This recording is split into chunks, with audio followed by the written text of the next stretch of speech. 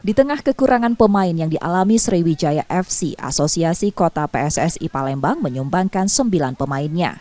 Langkah ini diambil sebagai bentuk kepedulian terhadap Sriwijaya FC yang saat ini tengah berjuang keluar dari zona degradasi.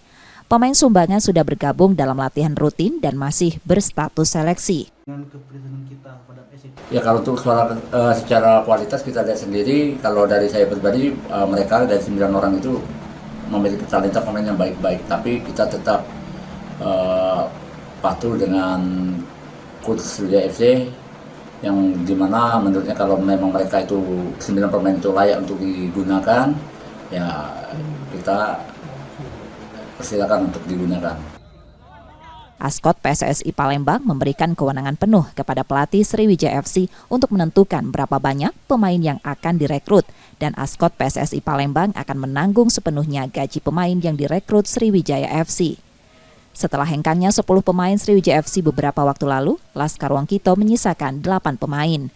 Nur Muhammad, Kompas TV, Palembang, Sumatera Selatan.